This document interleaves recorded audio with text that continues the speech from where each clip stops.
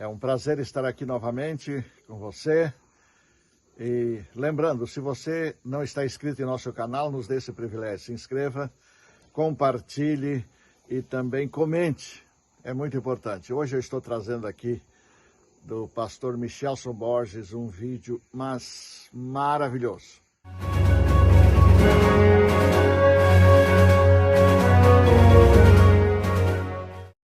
Olá, tudo bem com você?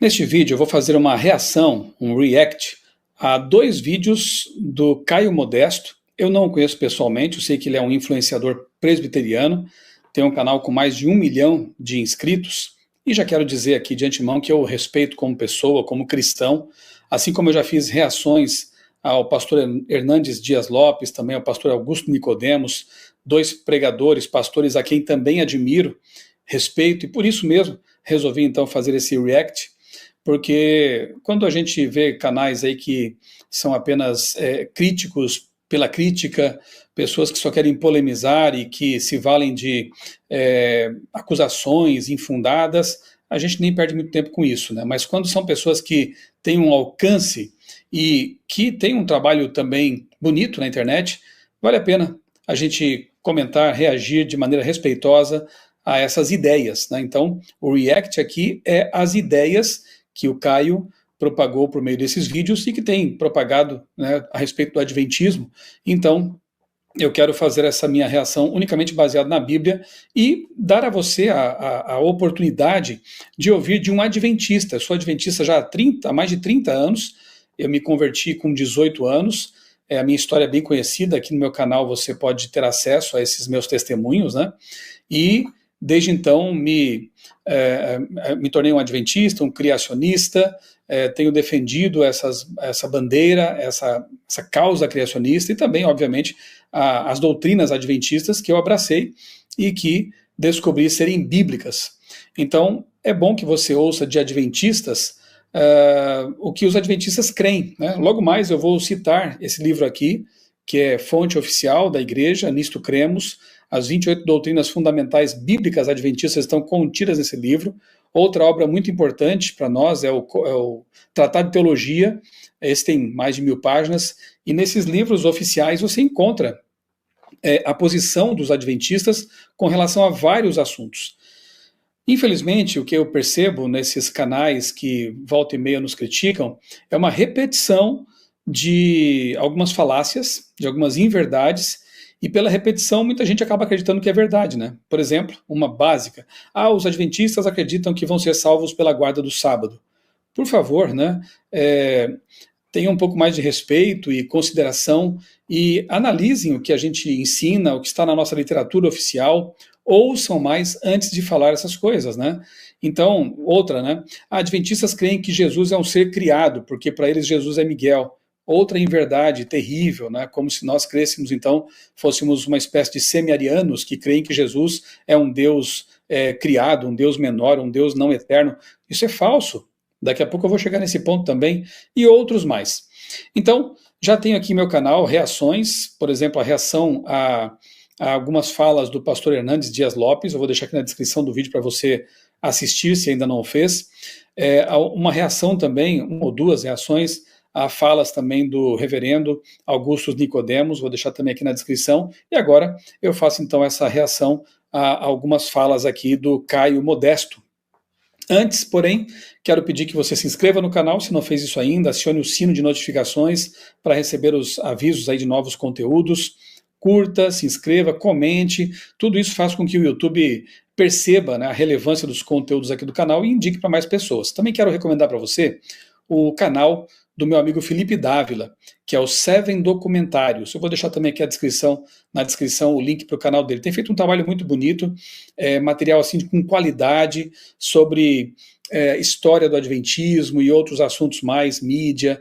É um canal muito bom, Seven Documentários. Então se inscreva lá também no canal do Felipe Dávila, acompanhe, indique para os seus amigos. Quando a gente encontra coisa boa assim, tem que apoiar, né? Coisa ruim a gente deixa para lá, mas coisa boa tem que apoiar. Muito bem, então eu vou soltar aqui para você o áudio desse vídeo que o Caio gravou, Eu vou pausando e comentando algumas coisas, tá bom? Não será possível fazer assim um comentário exaustivo, com referências e tudo mais, porque senão esse vídeo aqui vai virar uma vigília, né? Vai ficar muito, muito longo. Eu vou ser pontual e vou deixar para você indicação de leitura como esta aqui, por exemplo. Eu acho que os nossos críticos deveriam, no mínimo, ler o livro Nisto Cremos. Quem sabe até um esforço maior, se querem realmente criticar com propriedade, o livro Tratado de Teologia, né? Eu costumo dizer assim, que se a perseguição e a crítica vêm porque estamos pregando o evangelho, tudo bem, Jesus mesmo disse, né? Bem-aventurados vocês são quando forem perseguidos, injuriados e mentindo a vosso respeito, ou disserem todo mal a vosso respeito, por minha causa, né? Porque somos seguidores de Jesus. Agora, se for por outro motivo, aí temos que ficar preocupados, né? Mas se for porque estamos querendo seguir Jesus e a sua palavra, se formos criticados por isso, está tudo certo, faz parte, né? Agora, ser criticado por inverdades, por falácias, aí já fica complicado, né? Tem muita gente aí adotando a falácia do espantalho, né? Eles criam um espantalho e aí batem no espantalho achando que estão batendo na gente, quando não é o que está acontecendo. Vocês perceberão agora, à medida que formos ouvindo aqui esse vídeo, tá bom? Logicamente, é confiável? Esse aqui ele começa falando sobre o Dr. Rodrigo Silva, tá? Olha só que interessante. Ô Caio, o Rodrigo Silva, teologicamente, é confiável? Não recomendo seguir porque ele é adventista e sua teologia está ligada aos escritos de Ellen White, que é uma falsa profetisa que teve mais visões que o apóstolo João em Apocalipse. Ah, não. Isso é sério? Achei isso tremendamente injusto, né? Rodrigo Silva é confiável? Ah, não recomendo porque ele é adventista e ele segue a falsa profetisa Ellen White. A pergunta é, as coisas que o Dr. Rodrigo fala estão corretas? As coisas que o Dr. Rodrigo fala estão de acordo com a palavra de Deus, com a Bíblia Sagrada? Por que já partir para uma desqualificação pelo fato de que ele é um adventista e porque ele leva em consideração escritos de Ellen White? Eu não diria isso, por exemplo, de um presbiteriano porque ele segue Calvino, ou não desqualificaria uma pessoa já de imediato porque ela é presbiteriana, como é o caso do Caio. Também não faria isso, né, com um luterano, porque ele segue Lutero e eu discordo de muitas coisas que Lutero ensinou. Temos que analisar o que a pessoa diz, né? Temos que ser mais bereanos, né? Não partir já para desqualificação porque ela é dessa ou daquela linha teológica da qual eu discordo, ou porque ela admira e segue esse ou aquele escritor. Achei isso aqui de muito mau gosto, né? E falsa profetisa. Aí o ônus da prova pertence a quem acusa, né? Será que Ellen White ela não passa no teste das escrituras? Porque a Bíblia diz o seguinte: provem os espíritos para ver se procedem do Senhor, porque muitos falsos cristos e falsos profetas estão aí pelo mundo. Então a Bíblia nos recomenda a não descartar de imediato aqueles que se dizem profetas, mas também não acolhê-los, não aceitá-los de imediato. São dois erros extremos, né? Rejeitar tudo ou aceitar tudo. Então o que a Bíblia diz é, provem. E a prova é a Bíblia. Por exemplo, aquele texto lá de Isaías 8, à lei e ao testemunho. Se não falarem de acordo com esta palavra, deixem para lá, né? Não verão a alva. Então, primeiramente, o profeta, esse que se diz profeta ou profetiza, Deus não faz acepção de sexo com relação ao dom profético. Nós temos profetisas na Bíblia várias, Débora, Hulda, as filhas de Filipe, né? Então, esse profeta ou essa profetisa está de acordo com a Bíblia? Sua mensagem está de acordo com a palavra de Deus? Ou ele prega coisas que vão fora da Bíblia? Por exemplo, prega sobre a imortalidade da alma? Ele prega sobre a não vigência do sábado? Ele prega sobre o inferno? Ele prega sobre que você pode comer de qualquer coisa que você encontrar pelo caminho, né? Enfim, apenas alguns exemplos, né? Se ele prega coisas que estão em desacordo com o que outros profetas já pregaram, João, Pedro, Paulo, Isaías, Moisés, esqueça, não vem de Deus, porque o Espírito Santo não se contradiz. Ele não vai ensinar uma coisa para um profeta e outra para um outro profeta, né? Então, a pergunta é, Ellen White está de acordo com a Bíblia? O que ela escreveu contradiz a Bíblia? O que ela escreveu está, em alguns casos, além da Bíblia ou contra a Bíblia? É isso que temos que perguntar. Por exemplo, ela ensina sobre os 8 remédios da natureza. Isso está na Bíblia? Não está. Mas isso é contra a Bíblia? Não, obviamente que não.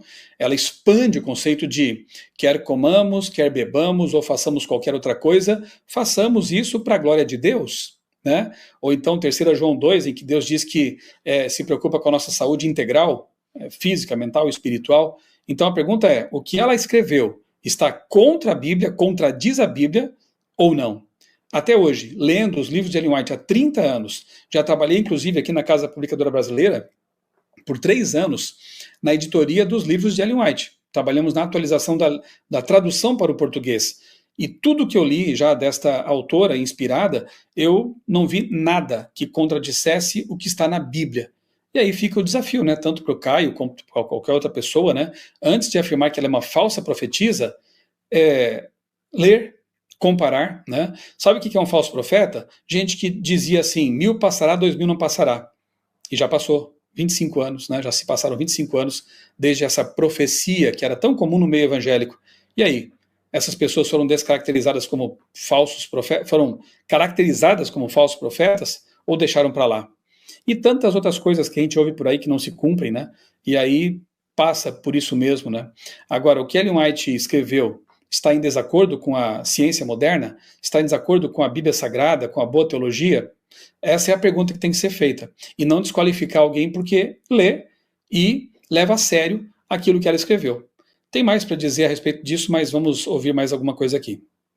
Sim, inclusive, você sabia que ele acredita em seres de outros mundos e que esses seres de outros lugares não caíram em pecado ainda? Ou seja, temos um Adão em um outro lugar do universo. Além disso, ele disse que Jesus... Veja, muitos dos nossos críticos tentam fazer parecer que a gente acredita no ET de pele verde, com dedinho que acende, como aquele do filme, né? Coisas assim, né? Extraterrestres, humanoides esquisitos. Não é assim o caso. E a nossa crença nesse assunto, ela tem base bíblica. Tá? Eu vou deixar aqui na descrição também para vocês um vídeo em que eu falo sobre essa questão dos extraterrestres, né? Eu vou dar um exemplo aqui, alguns exemplos bíblicos, só vou citar novamente, não tenho tempo de explorar detalhes sobre isso. Cada tópico desse daria um vídeo, e aqui meu canal tem vários vídeos sobre vários desses tópicos, né? Quando lá em Jó capítulo 1, a gente vê ali uma reunião, né, uma reunião cósmica, digamos assim, uma comissão, está ali Deus, e é dito no texto que compareceram a essa reunião filhos de Deus. Se eles compareceram à reunião, não estavam então ali naquele local, no céu. Então não podem ser anjos, ok? Eram filhos de Deus que vieram de lugares distantes. E estava ali também, estranhamente, Satanás, e Deus pergunta, de onde você veio? De rodear a terra e de passear por ela, ou seja, indica posse. Ou seja, Satanás, ele usurpou a posse do planeta Terra, que pertencia a Adão e Eva. Quem deveria estar naquela reunião como representante da Terra era Adão, e não Satanás, Lúcifer, que usurpou isso. Ele se torna, então, o príncipe deste mundo caído. E por isso ele está naquela reunião. Veja, é uma reunião com representantes de mundos.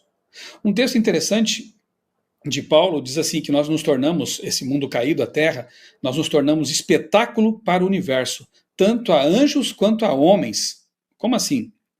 A Terra se tornou espetáculo para o universo, porque ela é o planeta caído, o único que caiu, tanto a anjos quanto a homens. Que homens são esses? Que pessoas são essas que nos contemplam? A palavra grega ali é teatron, é como um teatro mesmo, nos contemplam, nos observam. Que mundos, que homens são esses que observam a Terra com atenção? Interessante, não é verdade? Eu poderia citar outros textos também, que fala de mundos criados, né? E isso nos indica, sim, que há mundos não caídos, criados por Deus também. Toda a família celestial aguarda que a ovelha desgarrada, a ovelha perdida, um dia seja reintegrada a essa família celestial. Veja, a parábola das ovelhas é interessante também. Claro que ela representa aqueles que se extraviaram, aqueles que se perderam, né? Mas é dito na parábola que o pastor deixou as 99 ovelhas no local seguro e veio em busca da ovelha que se perdeu. Aqui na Terra, tem algum lugar seguro onde o pastor possa deixar suas ovelhas? Não tem, né? Então, alguns entendem que essa parábola vai além da compreensão de que são os pecadores que são resgatados, mas pode também representar o mundo que se perdeu, esse mundo em que Jesus morreu e veio para resgatá-lo. Deus amou o mundo de tal maneira que veio morrer pelos pecadores. Enfim, eu vou deixar aqui na descrição também material complementar, de modo que você percebe que essa crença não é absurda, né? Nós temos algum fundamento bíblico sim para acreditar em mundos não caídos, mas não em ETs, né? Esses ETs de Hollywood, não tem nada a ver, nós não pensamos dessa forma. O deserto não suportou o voo de Satanás, além de dizer que no céu que ele acredita vai ter ateus. Então essa é a... essa é outra distorção das palavras do Dr. Rodrigo, né? É um absurdo, é triste que façam isso, né? Numa live aí, num podcast, eu acho, ele falou que poderia, né, que poderá ver ateus no céu. Mas é óbvio que ele não está dizendo que pessoas que não aceitaram a salvação, pessoas que foram rebeldes, que eram ímpias, estarão no céu. Não é isso. Quem fala isso, né, contra as palavras do Dr. Rodrigo sobre ateus no céu, certamente também interpretariam errado as palavras de Cristo lá em Mateus 21:31, quando ele diz que as prostitutas e os cobradores de impostos estariam no céu e chegariam lá antes dos fariseus. E aí? Haverá prostitutas no céu? Haverá corruptos no céu? Claro que não. É fácil entender o que Jesus estava dizendo nesse texto, né? Obviamente que as prostitutas que estarão no céu serão as prostitutas arrependidas, convertidas, da mesma forma do Dr. Rodrigo, ele usa basicamente o mesmo tipo de raciocínio de Jesus, né, no texto, né? Ateus estarão no céu por quê? Porque aceitaram, em algum momento, a salvação em Cristo, foram pessoas que, talvez com a pouca luz que tiveram, abraçaram essa luz e foram salvas por Jesus. Nós sabemos que, com certeza, haverá no céu também pessoas que pertenceram a religiões não cristãs, pessoas, quem sabe, que viviam lá no meio da floresta, isoladas, adorando a natureza, e, inclusive, lá em Zacarias há um texto bem interessante, né, quando alguém pergunta que marcas, que feridas são essas nas mãos de Jesus? Quem são essas pessoas que estarão lá com Jesus e não saberão que feridas são aquelas, que cicatrizes são aquelas em suas mãos, né? Então nós entendemos, né, como adventistas, que a graça de Deus, ela é infinita, ela é abarcante e ela vai atuar no sentido de salvar aqueles que, com pouca luz, abraçaram essa luz que tinham, né? Por isso que o texto bíblico diz que a quem muito foi dado, muito será cobrado, né? E que quem com lei pecou, com lei será julgado, e quem sem lei pecou, sem a lei será julgado. Então Deus tem seus critérios, né? E tem que ser, assim, infelizmente, muito mal intencionado para distorcer as palavras do Dr. Rodrigo, como fariam também com as de Jesus, né? Ateus no céu. Não, eles vão continuar sendo ateus no céu, estando ali na presença de Deus, né? É isso que ele quis dizer? Não faz sentido realmente, né? Teologia do Rodrigo Silva. Mas espera aí, me responde. Por que o adventismo não é confiável? Ótima pergunta, eu vou te responder. É o seguinte, eles acreditam no juízo investigativo, onde nossos pecados serão purificados por meio de Jesus, anulando praticamente a obra salvífica na cruz. Acredita que eles disseram que Jesus entrou no Santo dos Santos em 1844? Rapaz, de onde eles tiraram isso? Adivinha, foi uma visão da Ellen White. Mas... falso, né? Muito falso, né? Veja só. Juízo investigativo, vamos começar com isso, depois comentar aqui a ascensão de Jesus ao santuário, né? Esse assunto, ele exige um bom estudo sobre o ritual do santuário do antigo Israel, para entender o que acontece no santuário celestial. Santuário celestial, sim, basta você ler a carta aos Hebreus, né?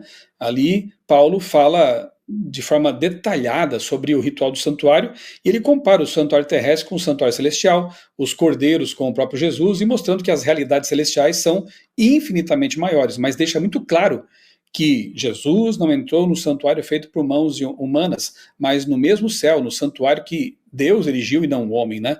Lá no Apocalipse aparece também o santuário celestial, ali dentro do qual está a Arca da Aliança original, verdadeira, né? A da terra era uma cópia.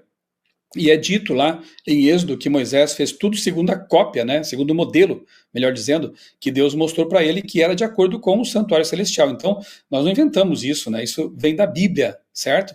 E o juízo investigativo é muito fácil de entender.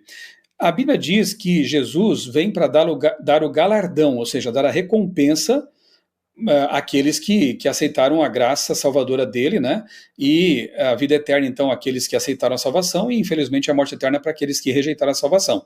João 5, 28 e 29 diz: vem o dia em que todos os que estão nos túmulos ouvirão a sua voz. Uns sairão para a ressurreição da vida e outros para a ressurreição da condenação ou do juízo. Então, veja bem, as pessoas permanecem de modo inconsciente na sepultura, estão ali mortas. A Bíblia usa frequentemente a expressão dormir para se referir aos mortos, né? Então é isso, morreu, acabou seu tempo de graça, você está na inconsciência e a ressurreição é só na volta de Jesus. É só você ler 1 Tessalonicenses capítulo 4, por exemplo, e muitos outros textos que falam disso, né? Eclesiastes 9, que fala que os mortos não sabem de nada, né? Não participam de nada do que acontece aqui neste mundo, né? Enfim, até a ressurreição não participam, não pensam, não sentem, estão entregues ao esquecimento, como diz a Bíblia. Então, o juízo acontece e o galardão é dado na volta de Jesus. Portanto, para que o galardão seja dado na volta de Jesus, é preciso que tenha havido um julgamento prévio dos mortos e depois os últimos vivos que houver na terra bem pouco antes da volta de Jesus. Tem que ter havido um juízo antes do advento, um juízo pré-advento, que é o que chamamos de juízo investigativo. A investigação dos casos. Nós sabemos que há livros de registros no céu.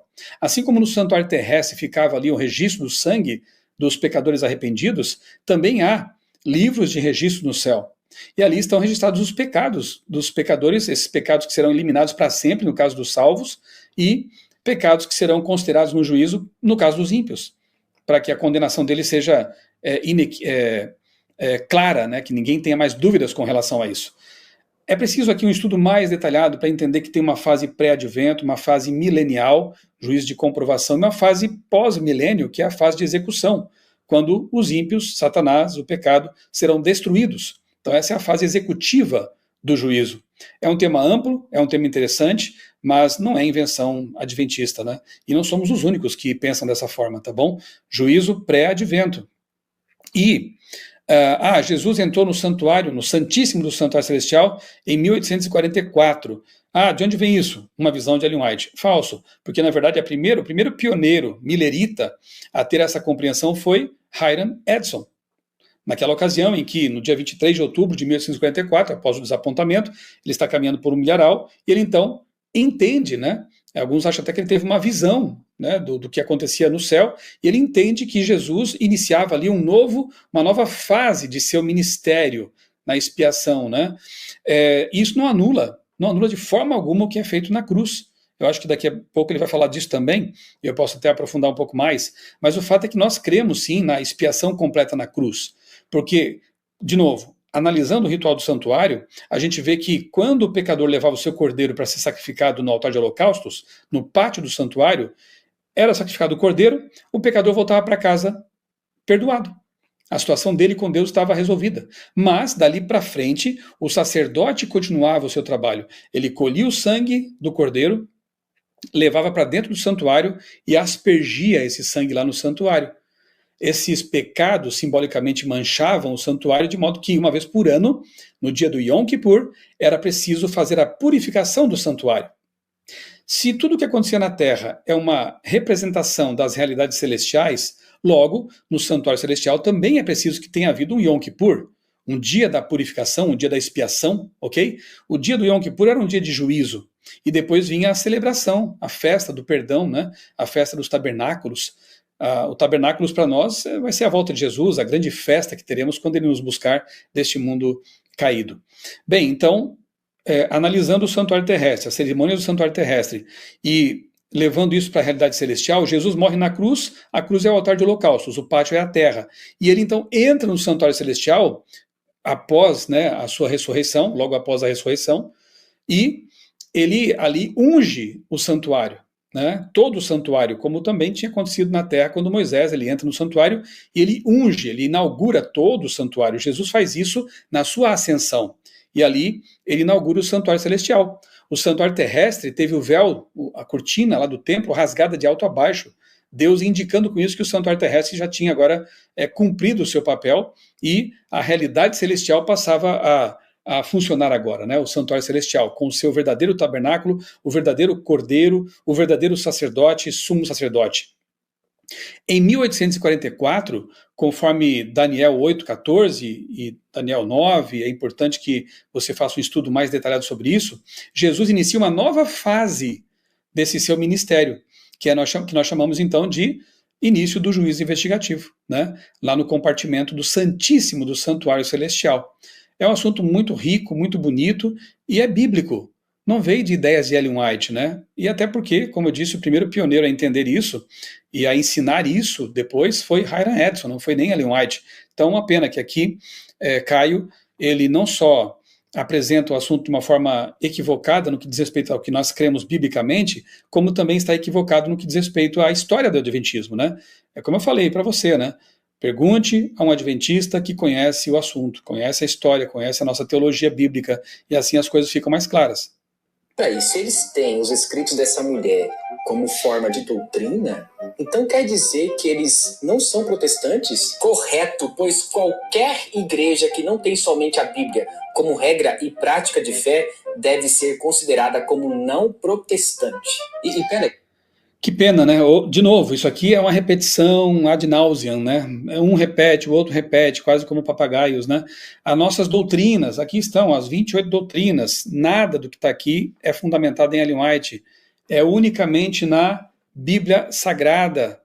Inclusive a doutrina fundamental número 1 está aqui nesse livro, né? A crença fundamental número 1 é justamente a de que a Bíblia é a nossa suprema regra de fé e prática. Olha só, eu e minha esposa somos instrutores bíblicos já há mais de 30 anos. Eu já ensinei a Bíblia para muitas e muitas pessoas, você pode perguntar para qualquer uma delas.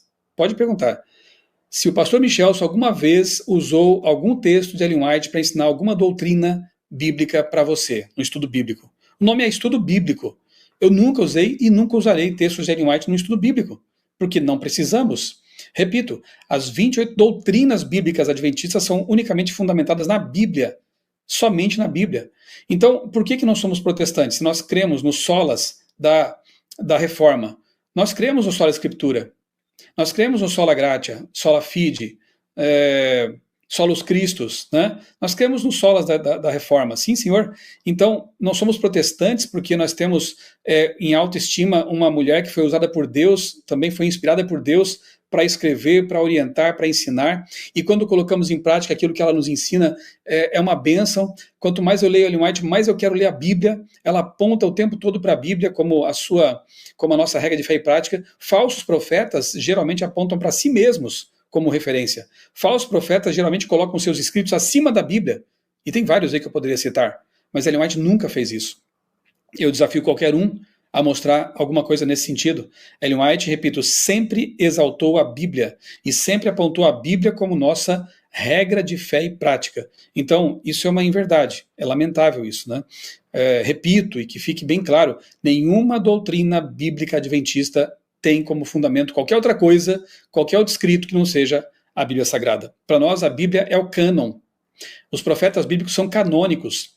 Qualquer outro profeta que tenha recebido visões ou sonhos, e aqui ele diz, né, ela teve mais visões do que João, qual o problema? Né? Será que a quantidade de sonhos ou visões determina a importância de um profeta? Então vamos desconsiderar profetas que nem visões tiveram na Bíblia, né? Não é esse o caso. Bem, então, nós a consideramos como uma profetisa não canônica, porque ela não escreveu partes da Bíblia, e ela está subordinada à Bíblia. É assim que um adventista bem informado pensa, crê e ensina. Eles guardam o sábado? Sim, mas não conforme a Bíblia. Você sabia que os judeus, eles evitam de pegar o elevador para não fazer esforço no dia de sábado? Pois então, os adventistas, no dia de sábado, dirigem até o culto. Algo que não... Puxa vida, onde está na Bíblia que pegar um elevador no sábado é pecado? Onde está na Bíblia que dirigir o seu carro até tomar um ônibus para ir ao culto no sábado é pecado? É uma pena que essas pessoas façam uma tremenda distorção aqui da prática do sábado. Nós guardamos o sábado, sim, e isso não tem nada de errado, os judeus já fazem isso há muito mais tempo, né? E a guarda do sábado é bíblica. Se você ler a Bíblia de capa a capa, no Antigo Testamento, no Novo Testamento, Jesus guardou o sábado, Paulo guardou o sábado após a ressurreição, hein? Maria guardou o sábado, quando estava numa cidade pagã que não tinha lá a sinagoga, Paulo estava lá guardando o sábado. Os mandamentos, lá em Apocalipse 12, 17, é dito que o povo de Deus nos últimos dias estará guardando os mandamentos de Deus. Na Bíblia só tem os 10 mandamentos, não tem outros, né? Então, é uma prática bíblica. Agora, os penduricalhos que os fariseus colocaram ali em torno do sábado, ou que os ortodoxos hoje colocam, não são bíblicos, né? Jesus mesmo foi mal interpretado quando muitas vezes ele realizou curas no sábado. Ele foi visto pelos fariseus, não por Deus, nem pela Bíblia, como um transgressor. Por quê? Porque ele estava quebrando, na verdade, normas humanas, né? Preceitos humanos, esses penduricalhos que colocaram em torno do sábado. Jesus veio para ensinar como guardar o sábado corretamente. É um dia de alegria, é um dia de fazer o bem, é um dia de cura. O que você não deve fazer, segundo o mandamento, é não trabalhar remuneradamente nesse dia, não fazer teus próprios interesses nesse dia, não falar palavras que não tenham que ver com aquilo que tem relação com o sábado, que é sagrado. Isso é o que a Bíblia ensina. Veja Isaías 58, né, por exemplo. Agora, colocar essas regras humanas em pé de igualdade com o mandamento, isso é um absurdo. E dizer que nós não guardamos o sábado porque nós não seguimos essas regras humanas, isso não faz sentido. Isso não está na Bíblia. Pode segundo a Torá. E eles também não guardam a mitzvot, que é um documento com 613 práticas. Não guardamos a mitzvot, não guardamos o Talmud, não guardamos o Midrash. São literatura hebraica, judaica, não inspirada. Tem lá seu valor histórico, é interessante até conhecer essas coisas, mas nós guardamos a Bíblia, nós seguimos a Bíblia. Então não vamos seguir regras dessa literatura extra-bíblica, porque isso nem foi a prática de Jesus. Jesus não citava essas literaturas, o Talmud e outras, né? Jesus sempre citava as Escrituras, e nós, adventistas, nos pautamos pelas Escrituras para fazer o que fazemos, para obedecer o que obedecemos. A serem obedecidas, nos quais estão ligadas aos 10 mandamentos. Parece que eles não levam muito a sério a Bíblia, né? Parece que é só regrinha, mas na prática mesmo eles não fazem aquilo que a Bíblia exige. Outra coisa. Eu acho bem estranho, né, uma pessoa com a experiência que ele tem, com tantos vídeos já postados, e me parece ser um estudioso da Bíblia, né, afirmar que a Bíblia diz o que ela não diz. Né? Essas regrinhas não estão na Bíblia. Os fariseus é que tinham essas regrinhas. Né? Ele mesmo cita aqui literatura extra-bíblica para depois dizer que nós não obedecemos a Bíblia. Sim, nós obedecemos a Bíblia, e por isso guardamos o sábado, mas não levando em conta essas regras que não estão na Bíblia. É uma pena que aqui toda essa confusão seja feita, né?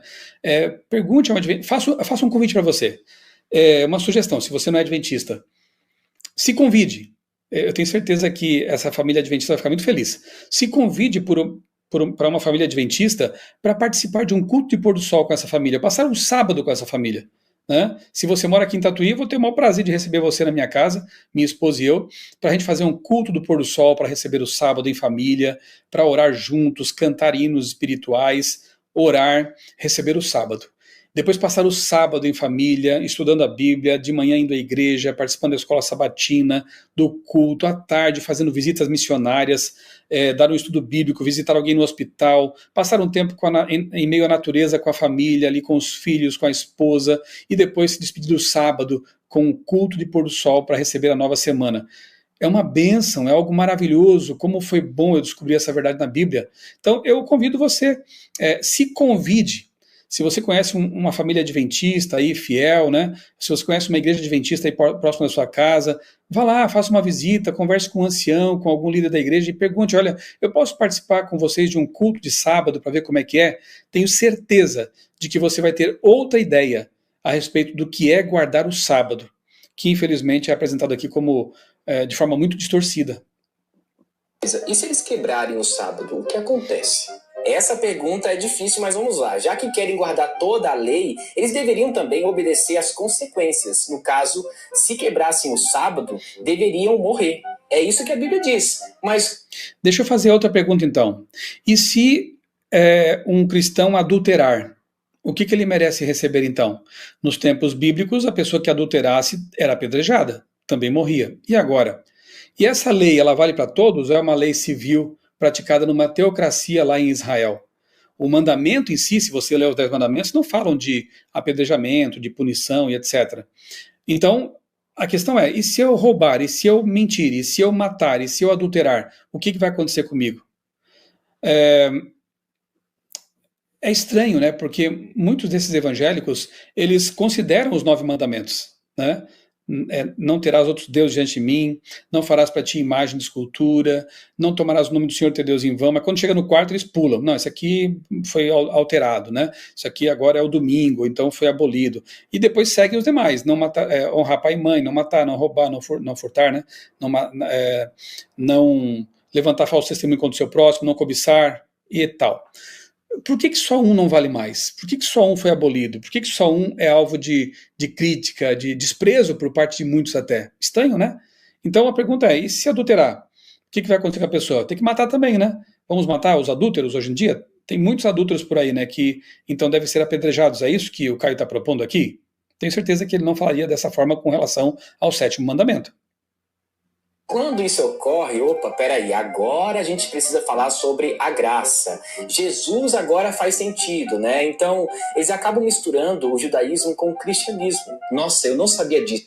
Não, a graça não faz sentido só na hora que você quebra o mandamento. A graça faz sentido sempre. A graça é a graça de Deus por meio da qual somos salvos. Nós somos salvos pela graça, nós somos perdoados nossos pecados e somos salvos pela graça para a obediência a Deus. O que Jesus disse com respeito aos mandamentos? Se vocês me amam, guarde os meus mandamentos. A gente obedece à lei de Deus não para ser salvo. Todo adventista, pelo menos adventistas bem instruídos na Bíblia, sabem que a salvação não é pela prática das obras. A salvação é pela graça, você é salvo. E aí a pergunta que você faz ao Deus que te salvou é: Senhor, o que queres que eu faça? Como devo viver? Se você me ama, guarde os meus mandamentos. Então, essa dicotomia artificial e irreal que muitos evangélicos fazem entre graça e lei não existe na Bíblia. E nós não estamos aqui misturando judaísmo com cristianismo, não, estamos levando em conta a Bíblia. Não me importa o que judeus pensam sobre isso, o que cristãos pensam, o que me importa é o que a Bíblia ensina. E a Bíblia ensina que nós somos salvos pela graça para a obediência à lei de Deus, né? Nós somos salvos pela graça para praticar boas obras. É bíblico isso, né? E as boas obras serão consequência natural na vida de um cristão convertido, de um cristão salvo. Esse assunto também dá muito pano para manga, né? Lei e graça, como é que funcionam, como é que é isso, né? Mas resumidamente assim, a lei diagnostica o pecado, mas não é ela que limpa o pecado em nossa vida. Quem limpa o pecado é Jesus. Então a lei mostra o que é pecado. Pecado é transgressão da lei, e isso é bem amplo, né?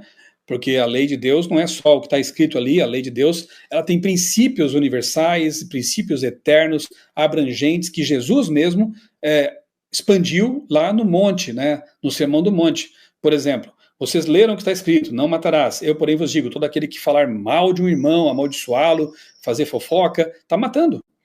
Vocês leram o que está escrito: não adulterarás. Eu, porém, vos digo que todo aquele que olhar para outra pessoa, né, com uma intenção impura, cobiçosa, já está adulterando o seu pensamento. Então Jesus não aboliu a lei, pelo contrário, ele engrandeceu a lei. Ele ampliou o sentido, a compreensão que nós temos da lei. Ele parte da palavra, do texto, e mostra como os princípios que estão por trás do texto são bem mais abrangentes, né? Então, pecado é a transgressão da lei, ou seja, quebrar a vontade de Deus expressa em sua palavra. Então, a lei mostra o que é pecado, e Jesus vem com a solução, a graça, o perdão e o poder para levar uma vida em conformidade com a palavra de Deus. Eu vejo isso de uma forma tão simples, mas é uma pena que muitos coloquem a lei e a graça em oposição, em contradição, sendo que isso não existe, né? O próprio Jesus foi fiel aos mandamentos. Ele diz lá em Mateus 5, não pensem que eu vim quebrar ou abolir a lei e os profetas, eu vim para cumprir, né? Ele veio para dar o exemplo, e deu mesmo na sua vida. E nós o temos como nosso modelo, pura e simplesmente. Peraí. Esse livro aqui, eu devo devolver ou não? Deixa eu ver. O grande conflito. Cara, procure uma igreja adventista mais próxima e devolva esse livro aqui que é muito herético. Lembra da Ellen White? Pois é, ela que escreveu isso daqui, ó. Pois é, me lembro bem quando eu estava conhecendo, né, a igreja adventista, e aí eu me interessei por ler esse livro, Grande Conflito, e os líderes da igreja a qual eu pertencia disseram: não leia esse livro, né? Esse livro está tudo errado, tem muita heresia. Eu era um jovem, né? E geralmente quando fala isso para um jovem, ele fica ainda mais curioso, né? Mas eu entendi que os bereanos na Bíblia são aqueles que conferem tudo pela Bíblia, né? Eu já levava a sério a Bíblia Sagrada, já estava estudando a Bíblia fazia um bom tempo com os adventistas, então eu pedi esse livro e eu devorei. Que livro maravilhoso! E eu comparei com a Bíblia. E fiquei surpreso em perceber que o livro Grande Conflito não tem nada que contradiga a Bíblia. Não sei se o Caio leu o livro, né? Mas assim, é um desserviço dizer para as pessoas: não leiam, queime esse livro, devolva esse livro. Eu diria o seguinte: devolva, mas primeiro leia. E se você achar que deve devolver, tudo bem, devolva. Ele foi dado de presente, né? Você pode aceitar ou não. Nós entregamos aí 27 milhões desses livros em todo o Brasil nos últimos 2 anos, né? E fizemos isso de graça com muita satisfação, porque é um livro abençoado. Eu fui muito abençoado, já li várias vezes esse livro, Grande Conflito. Tem aqui no meu canal uma playlist em que eu gravei cada capítulo, fiz os comentários, né, o Grande Conflito. Eu desafio você, na verdade, né, antes de devolver, se você quiser devolver, leia. leia com a Bíblia do lado e vá conferindo cada texto, tá? Comparando com a Bíblia. Depois me diga se você não foi realmente abençoado com essa leitura. Então seja bereano, tá? Analise tudo, né? Investigue, compare com a Bíblia, avalie as coisas pela Bíblia. Note o que disse João, né? Provem os espíritos para ver se procedem de Deus. A prova é a Bíblia. E se você considerar que é uma literatura boa, por que não ficar com ela, lê-la, né? E levar em consideração para a sua vida. Tem outro vídeo aqui também que o mesmo Caio divulgou, eu vou mostrar para você aqui também, ouça só o que ele diz. Por que eu não seria adventista? Exclusivismo religioso. Jamais eu diria que a igreja que frequento é a remanescente e a única verdadeira e que as outras apostataram da fé. Agora pensa comigo. Olha só, exclusivismo religioso. Até nesse livro aqui é dito que nós não somos exclusivistas, né? Eu vou deixar para você aqui na descrição um outro vídeo e uma apresentação em Prezi que eu fiz naquela época em que o pastor André Valadão, ele chamou a nossa igreja de seita e nos criticou aí num culto e tal.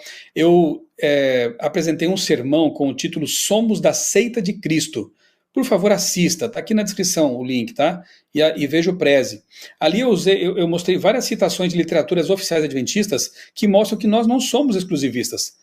Nós consideramos as outras religiões e entendemos que Deus tem seus filhos espalhados por todas elas e que haverá no céu pessoas salvas de todas as igrejas, até ateus convertidos, né? Como já disse. Então, essa ideia de que seríamos exclusivistas é totalmente falsa.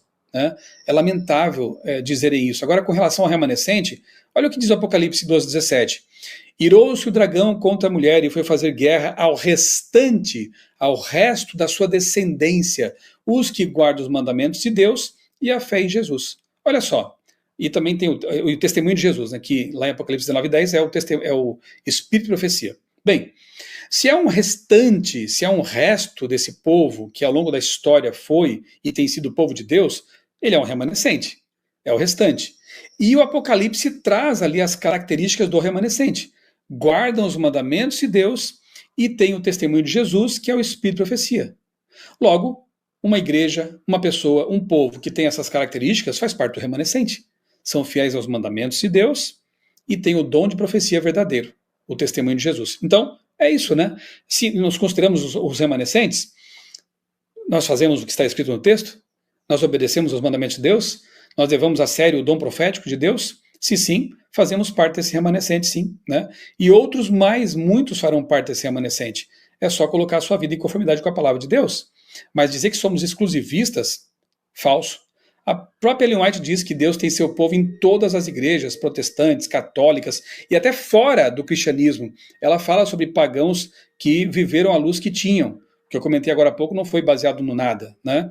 Então, lamentável passar essa ideia de que nós pensaríamos que somos os únicos salvos e a última bolacha do pacote. Por favor, veja, assista ao sermão, que eu vou deixar aqui na descrição, e veja também o Prezi com os textos, todas as referências que eu coloquei. Inclusive, eu coloquei ali algumas referências de igrejas que creem, por exemplo, que Miguel é Jesus, exatamente como a gente.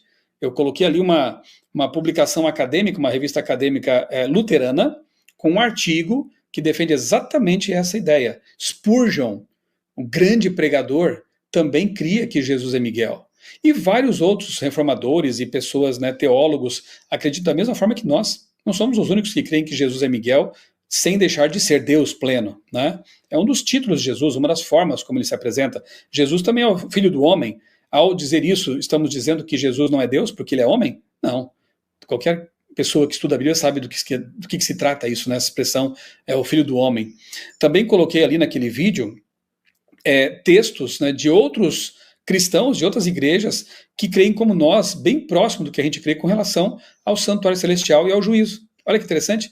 Em relação também com a expiação ampla de Jesus no santuário celestial, na cruz completa, mas prosseguindo sua obra, aplicando seus méritos aos pecadores, né, como fazia o sacerdote quando entrava no santuário. Então, há outras pessoas, há outros crentes, né? Será que eles também são hereges, então, porque creem dessa forma? Bode Azazel, né? No sermão eu apresento ali a literatura hebraica, comentários, né, do Antigo Testamento, em que o nome Azazel é atribuído a um demônio, né? Então é estranho, né, que algumas pessoas nos acusem de hereges, porque nós cremos que o bode Azazel representa Satanás e o bode para o Senhor é Jesus.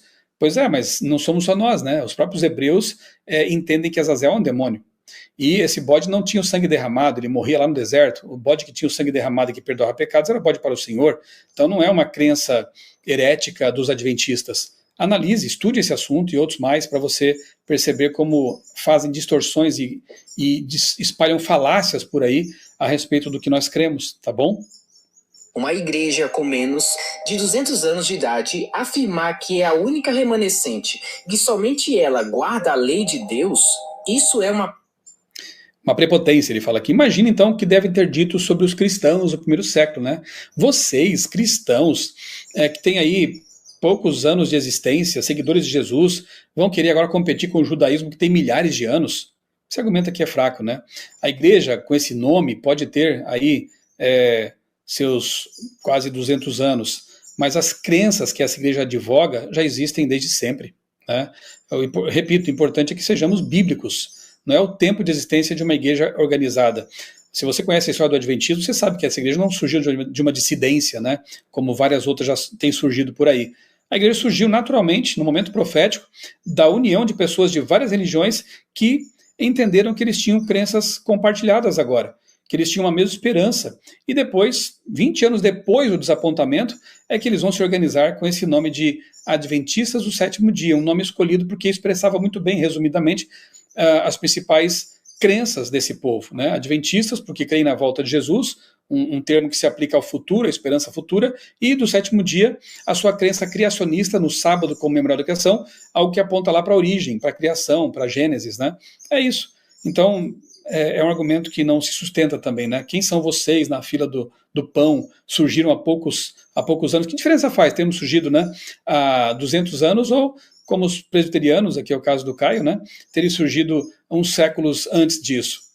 Se for para comparar, então o catolicismo é muito mais antigo e o judaísmo mais ainda, né? Então, um argumento bem fraco. Prepotência. Esse exclusivismo é sim uma das características de uma seita. Afinal, será que todas as outras igrejas, como batistas, presbiterianas, assembleianas e metodistas, estão erradas e somente eles estão certos? A Bíblia já expliquei isso também, né? Nós, protestantes, seguimos a Bíblia como a única regra de fé e prática. Nós também. Mas, para os adventistas, os escritos de Ellen White preenchem lacunas nos textos bíblicos. E olha só, dizem que não é canônico, mas na prática é impossível ser batizado no adventismo sem crer em Ellen White. Não é canônico. Ellen White diz que não é canônica, a igreja ensina que não é canônica, e nos estudos bíblicos não usamos Ellen White para doutrinar as pessoas, digamos assim, né? Então, realmente, eles tentam forçar o tempo todo a ideia de que nós colocamos Ellen White em pé de igualdade com a Bíblia, para preencher lacunas na Bíblia. Só se fosse uma segunda Bíblia. Não é assim, não funciona assim. Por favor, não leve isso como sendo algo verdadeiro. Leia a nossa literatura, pergunte a alguém que conhece do assunto, né? Não funciona dessa forma. E não existe isso, né, de exclusivismo, de que os outros estão todos errados. Ele vai falar de Babilônia daqui a pouco aqui, né? Então todos estão em Babilônia.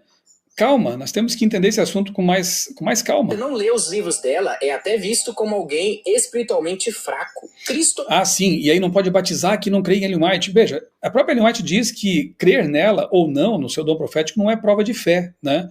Mas eu acho um tanto estranho, na verdade, alguém que diz ser um adventista, sendo que os adventistas, na igreja adventista, crê que Ellen White é uma verdadeira profetisa, não canônica, mas uma profetisa, e essa pessoa dizer, não, mas eu não acredito nisso. Ou então, eu sou adventista, mas não quero guardar o sábado. Eu sou adventista, mas eu não quero, não creio na volta de Jesus. Não creio que nós temos que fazer uma reforma de saúde, deixar de comer carnes imundas e beber álcool. É estranho isso, né? Como que eu posso me dizer alguma coisa sem crer naquilo que aquela coisa ensina, né? Ou aquele povo, né? Seria um tanto desonesto intelectualmente falando, né?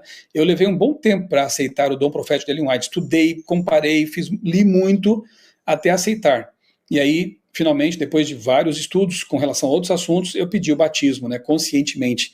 Então, não é que a pessoa não possa, é estranho que não seja, né? Aceitar, dizer que pertence a um povo e não crer naquilo que aquele povo crê e acredita. Faz parte do nosso do nosso pacote de crenças crer no dom profético. Acreditar que Deus continua usando pessoas para trazer mensagens inspiradas para a igreja, sendo que essas mensagens não são uma segunda Bíblia. Faz parte do nosso corpo de crenças acreditar que existe um chamado de Deus para uma reforma de saúde, que o sábado continua valendo como dia de guarda, que os mortos estão inconscientes na sepultura até a volta de Jesus, que existe um santuário no céu no qual Jesus está intercedendo por nós, e etc, etc, etc. Então, se eu aceito ser um adventista, eu também estou acolhendo, aceitando, crendo nesse corpo de doutrinas que é bíblico. É isso. Teologia e a natureza de Cristo. Ellen White afirmou que Jesus tinha uma natureza pecaminosa. Mas espera aí, Jesus assumiu a forma humana? Sim, ok, mas sem pecado. Se ele tivesse algum traço de pecado, ele não seria santo e não poderia morrer pelos nossos pecados. Outra distorção. É preciso entender bem o que Ellen White fala sobre cristologia. E eu recomendo para você um livro da Casa Publicadora Brasileira, tanto para adventistas quanto para não adventistas, que é o livro Ellen White e a Humanidade de Cristo. É um tremendo estudo de um teólogo a respeito dos textos em que Ellen White fala sobre essa maravilha de assunto que é a cristologia. Quem foi Jesus? Como ele veio à Terra? Ele veio, segundo a Bíblia, na semelhança de carne pecaminosa, mas não em carne pecaminosa. E Ellen White deixa isso muito claro. Como que ela expressa essa questão de que Jesus veio com essa natureza caída? A ideia é a seguinte: Jesus foi afetado pelo pecado, mas não infectado por ele. Como assim, pastor? Jesus sentia frio, sentia fome, sentia tristeza. Todas essas fraquezas que o ser humano tem, não no sentido moral, mas no sentido de consequência mesmo do pecado, Jesus teve. É óbvio isso, Jesus morreu, inclusive. Mas Jesus não tinha tendências para o pecado, ou seja, não era tentado pelo pecado como os seres humanos pecadores são. Jesus não tinha propensões para o pecado. Quando Satanás se aproximou, ele disse, esse aí não tem nada a ver comigo, não tem nada com ele, né? Jesus não tinha isso, Jesus nasceu já com a natureza não pecaminosa. Dizer que ele veio com a natureza caída não é o mesmo que natureza pecaminosa. E Ellen White deixa isso muito claro. Que pena que o Caio não fez a lição de casa, não estudou o que ela fala sobre isso, né? Esse assunto é um assunto muito interessante, muito profundo. É preciso até tirar as sandálias dos pés quando adentramos isso, porque estamos estudando um assunto sagrado, um assunto especial, né? A natureza de Cristo. Ellen White diz que Jesus é o nosso modelo. Nós temos que imitá-lo, mas nunca vamos igualá-lo. Olha que texto forte e poderoso esse. Como igualar alguém que é Deus homem e que nunca pecou e que não tinha uma natureza pecaminosa, né? Mas Jesus veio sim com a natureza decaída de 4.000 anos de pecado. Jesus não tinha lá os 4 a 5 metros de Adão, Jesus não era um gigante, Jesus tinha a estatura dos seres humanos de sua época, Jesus tinha as fraquezas humanas de sua época, mas não contaminação moral do pecado, pelo pecado. É lamentável, porque essas palavras aqui do Caio e de outros que reproduzem as mesmas ideias tentam fazer parecer que Ellen White ensinou que Jesus era um pecador quase, que Jesus veio com uma natureza pecaminosa. Isso é falso. Ela nunca ensinou isso. E eu recomendo que você leia esse livro, Ellen White e a Humanidade de Cristo, da Casa Publicadora Brasileira. Prática, o que a Ellen White está afirmando é praticamente uma negação da divindade de Cristo. Falso. É um erro gravíssimo no que deveria ser o centro da nossa fé cristã. Juízo. Falso, falso demais, né? Ellen White tem inúmeros textos em que ela diz que Jesus é Deus, que Jesus é tão eterno quanto o Pai e o Espírito Santo, que Jesus não tinha vida derivada, mas tinha vida em si mesmo. Inúmeros textos. Eu tenho estudos sobre isso, tenho vídeos sobre isso, em que Ellen White atesta, prega sobre a divindade de Cristo, divindade plena. Então, dizer que ela teria rebaixado a sua divindade, isso não procede, isso é lamentável. Celestial para analisar quem será inventado para tentar consertar o erro profético. Eles isso aqui eu já expliquei sobre a questão de 1844. E quando ele não veio, criaram essa doutrina para justificar o fracasso. Ou seja, transformaram uma falsa profecia em uma doutrina. Não. Isso é falso, né? Bom, primeiramente que quem anunciou a volta de Jesus para 1844 não foram os adventistas, porque essa igreja nem existia.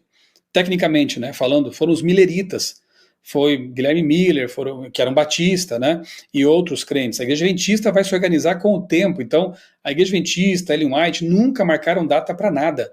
Isso é um erro básico de compreensão da nossa história, né. E a doutrina do santuário, que é uma doutrina, não veio para substituir uma falsa profecia. Isso é falso demais. A gente consegue, pela Bíblia, estudar, entender a doutrina do santuário celestial e do juízo investigativo. Aquilo lá que aconteceu com os mileritas, aquilo foi um erro, né, de interpretação. Nem vou dizer que foi uma falsa profecia, porque tentam fazer parecer que eles premeditadamente anunciaram uma falsa profecia, que enganaram as pessoas. Eles, sim, passaram pelo desapontamento previsto em Apocalipse 10. Estude lá, Apocalipse 10. Mas não foi por maldade, não foi por má intenção. Eles queriam ver Jesus voltar. Eles erraram ao entender de forma equivocada o evento que teria lugar no fim das 2.300 tardes e manhãs, que é um estudo com base em Daniel 8, Daniel 9 e outros textos, né? Mas não erraram com relação aos cálculos e ao fato de que alguma coisa grande aconteceria naquele momento histórico. É o que eu já expliquei, né? A passagem de Jesus para o lugar santíssimo, iniciando uma nova fase de seu ministério celestial. Então, aqui é uma confusão toda de história com doutrina, e é uma pena, porque as coisas não ficam claras e as pessoas que ouvem isso acabam tendo uma impressão totalmente equivocada. Salvação mais sábado. Salvação mais sábado? Dizem que a salvação é pela graça mediante a fé em Cristo, mas tem um porém. Quem não guarda o sábado não é salvo. Então, não é mais graça. Qualquer coisa além de Cristo já compromete o evangelho. E tem mais ainda. Eles afirmam que igrejas batistas... Não é sábado mais graça ou graça mais alguma coisa. A graça é toda abrangente, ela salva completamente o pecador. Jesus pode salvar completamente todos aqueles que se achegam até ele. Agora, deixa eu perguntar de forma diferente de novo. Um transgressor do 2º mandamento vai ser salvo? Um transgressor do 7º mandamento, já mencionado aqui, vive em adultério, vai ser salvo? Um mentiroso contumaz que não se arrepende, não pede perdão e não muda de vida, vai ser salvo? O Apocalipse fala que não entrarão os mentirosos lá no céu. Uma pessoa que desonra o pai e a mãe constantemente, não se arrepende, não muda de ideia, não muda de conduta, vai ser salvo? Pois é, eu creio que as suas respostas todas foram não, porque um pecador consciente, rebelde, não pode ser salvo. Por que só o 4º mandamento pode ser quebrado? E por que se eu não guardo o sábado, conscientemente me rebelo contra o mandamento depois de ter compreendido que ele é bíblico, eu posso então ser salvo mesmo sendo esse transgressor consciente? Essa é a questão, né? Agora, se a pessoa está cometendo erros, está pecando, sem ter consciência do que está fazendo ainda, né? Aí Deus vai ter seus critérios com relação a essa pessoa, né? Mas se alguém está se rebelando contra a lei de Deus, qualquer mandamento, Tiago 2,10, já leu lá? O que Tiago diz? Porque qualquer que cumprir toda a lei, mas tropeçar em um só ponto, torna-se culpado de todos os mandamentos.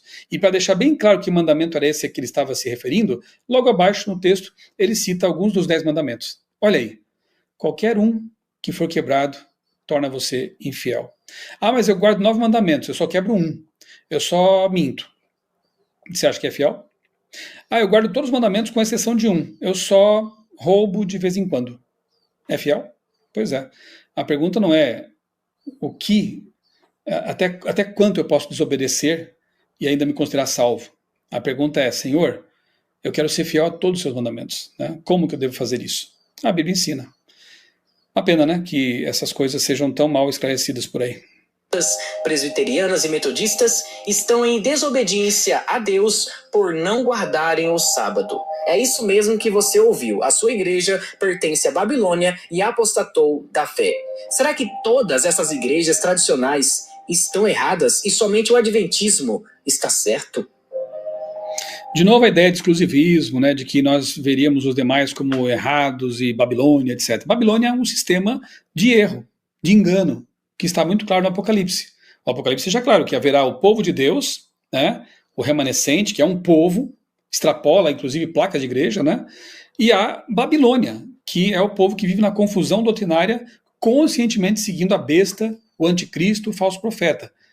Isso é com você e Deus, né? Se você insiste em permanecer no erro, você está se preparando para fazer parte de Babilônia, né? Porque Babilônia significa confusão doutrinária. O vinho da prostituta, lá de Apocalipse 17, que é dado para a beber a todas as pessoas do mundo, e com o qual elas se embriagam, elas ficam entorpecidas com o engano, com a mentira. Então isso é com você e Deus, né? Se você quer seguir a verdade como está na Bíblia, você vai fazer parte do povo de Deus, você vai fazer parte do remanescente de Deus.